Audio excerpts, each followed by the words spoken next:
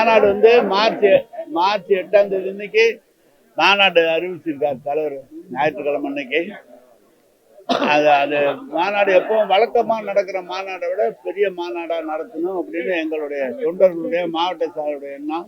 அதிகமா பெரிய மாநாடுன்னா எப்படின்னா அதிகமான பேர் கலந்து கொள்கிற 2வது முறையாகவும் தளபதி முதலமைச்சராக ஆகுவதற்குரிய அந்த மாநாடாக இது அமைய வேண்டும் என்று விரும்பி அந்த மாநாட்டை செய்கிறோம். தேர்தல் அறிக்கையில வந்து கேட்டவங்ககிட்ட கொடுத்துருக்குறோம். எங்களுடைய விருப்பத்தை தெரிவிச்சிருக்கோம். நிதிநிலைக்கு ஏற்ப அது அவங்க பார்த்து முடிவு பண்றது. அது ஒன்றும் இல்லை. மாநாடு 10 லட்சம் பேர் கலந்துக்கிற மாதிரி மாநாடு இருக்கும். அத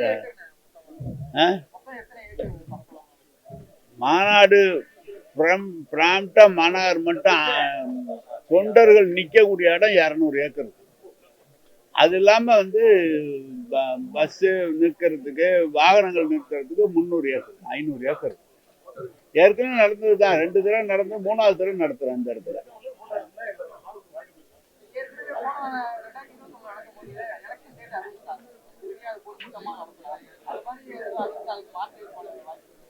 இல்லைங்க, போன தடவை நடந்த மாதிரி தாங்க நடக்கும். அது வந்து எலெக்ஷன் டேட் அறிவிச்சாலும் மாநாடு நடக்கும்.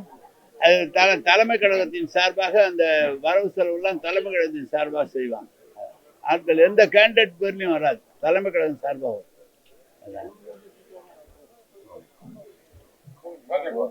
வரும். திமுக வந்து அலுவலகம் டெல்லியில தான் இருக்கு, எந்த பிரச்சனை டெல்லியில தான் பேசுறாங்க அப்படின்னு ஒரு கருத்தை தெரிவிக்கிறாரு. டெல்லியில போய் ப. சிதம்பரம் நல்ல பதில் சொல்லியிருந்தாங்க.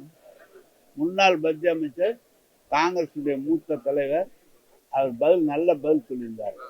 ஒரு தலைவரை இன்னொரு கட்சி தலைவர் சந்திப்பது என்பது வழக்கமாக நடக்கக்கூடியதுதான், அதில் ஒன்றும் புரிதல்ல அப்படின்னு சொல்லியிருந்தாரு. அதுல என்ன இருக்கு? அது என்ன டெல்லியில போய் சந்திச்சா என்ன இருக்கு?